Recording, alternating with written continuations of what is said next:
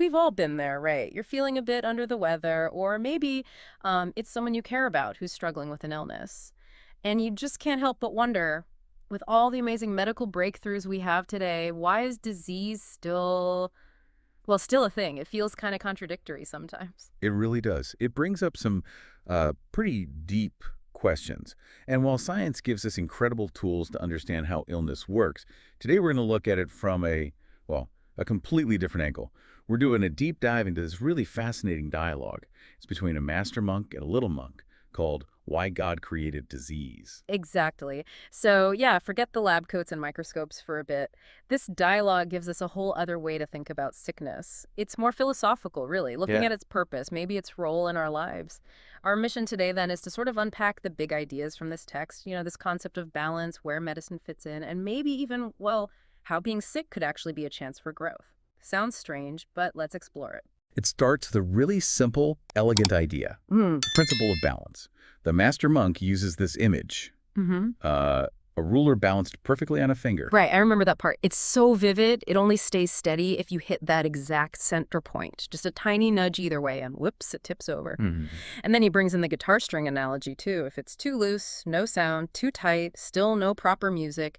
It's all about finding that sweet spot, that perfect tension. Exactly. And what really hits home is how he connects this to us, to our own bodies. He even mentions hormones, how tiny shifts there can, lead to disease. The powerful connection.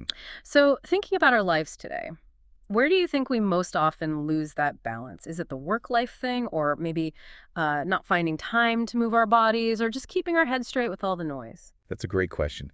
And what's fascinating in the dialogue is how it jumps from these physical examples, the ruler, the string, to our overall well-being. The idea that disease isn't just some random biological glitch, but maybe it's a signal that we've drifted off course somewhere, physically, mentally, emotionally, maybe all three. It makes you think about how connected everything is. Yeah, it's almost like disease doesn't usually arrive at the Big Bang, does it? The Master Monk calls it a quiet teacher. Like it starts with a whisper, just telling you something's not quite right. Pay attention. Precisely. Not necessarily a crisis right away, but more like an internal nudge, as you said. Okay. And then the dialogue gets into medicine, how it came about. The master monk frames it as, well, an act of compassion, giving people more time, essentially, more time to notice those whispers, those imbalances, and maybe do something about them. Wow, that's a really different way to look at medicine. So it's not the ultimate cure-all in this view. It's more like a temporary support. Yes, he calls it a bridge to help us get across the river of illness. Mhm. That's the analogy. A bridge. Okay. But, and this seems key, the bridge itself doesn't automatically point you towards the right path on the other side, towards lasting balance. Exactly that. So, in our world where we often just want that quick fix, the pill, how do we shift our thinking? How do we see medicine as a helper but not the only answer? What can someone actually do to look beyond just the medication? That's the crux of it, isn't it? Yeah. The dialogue definitely points out the risk. Yeah. The risk of becoming too reliant on these external things, on just taking the medicine without asking why the imbalance happened in the first place. Hmm. It puts the focus back on us, on our own role in staying healthy. Right. And this leads to another really surprising idea in the dialogue: side effects. The master monk suggests they weren't just unfortunate accidents. Mm-hmm. He frames them almost like a deliberate countermeasure, a way to stop us from getting too dependent on the medicine alone. This is where it gets really counterintuitive, talking about side effects having a purpose. It is quite radical, yeah. According to the dialogue, their purpose isn't just to be unpleasant. They're meant to make us pause, to push us to ask deeper questions. Questions like, okay, I'm taking this, but why do I still feel off? What else needs to change? What fundamental shifts do I need to make in my life? So they're like another signal, maybe a louder one this time, trying to get our attention back to the root cause instead of just papering over the symptoms. That seems to be the idea presented. But the dialogue also sort of acknowledges that even these stronger signals, well, sometimes we still don't listen. And that brings us to hospitals. The master monk talks about them as these unique environments, places where all the usual distractions work, family stuff, emails, TV buck. They're modes on, especially if you're stuck in bed. It's like forced quiet time, isn't it? All that busyness that normally drowns everything out just fades. Right. And the idea is that in that quiet, our subconscious, our inner self, finally gets a chance to speak up, to maybe gently show us where we went off track. That really makes you think. For anyone listening, when you've been ill, maybe had to really slow down, did you actually tune in? Did you use that stillness for some real reflection? Or did you just wait to get back to normal? It's a challenging question. Hmm. And the dialogue then explores how people respond when faced with illness, this teacher. Mm. It introduces these um, quite distinct categories: the adolescent adult, the child adult, and the infant adult. Yeah, those categories are really stark. The adolescent adult. That's the one who kind of steps up, right? Takes ownership, sees the illness as a problem to figure out, to work on. Actively engages. Maybe they research their condition, change their diet, start exercising. Mm. They take action. Okay. Then there's the child adult. Yeah, This one sounds like someone stuck in old habits. They hope the medicine will just fix everything magically without them having to change anything else. that's the picture painted, yes.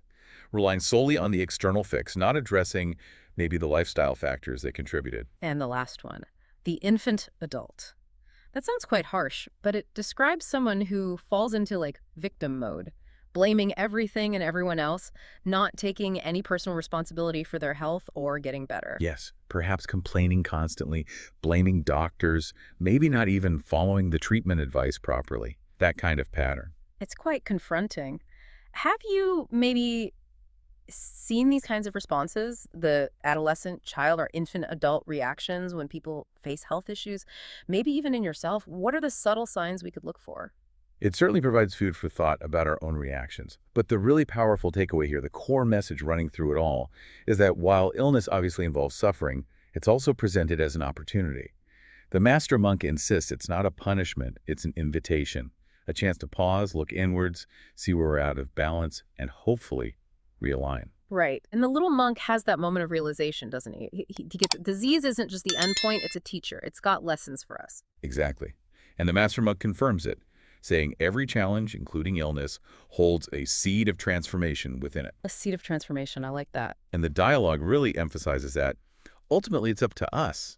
It's our choice whether we nurture that seed, let it grow into something positive, personal growth, better well-being, or if we just let it wither, stay stuck. So, wrapping up this deep dive, this very different perspective on disease, the main thing to take away seems to be this idea of illness as a potential teacher. A tough one, maybe, but a teacher nonetheless. Offering lessons about, well, the balance in life, the fact that external cures have limits, and the huge potential for reflection and personal change that can come out of tough times. Which leads us to a final thought, something for you, the listener, to maybe mull over. Think about a time you were ill, or perhaps someone close to you was. Looking back now through this particular lens we've discussed, can you see any potential lessons that might have been there, even if you didn't see them at the time? Yeah, and could consciously thinking about challenges that way, seeing them as potential chances to grow, could that actually shift how you approach difficulties in the future? Something to ponder.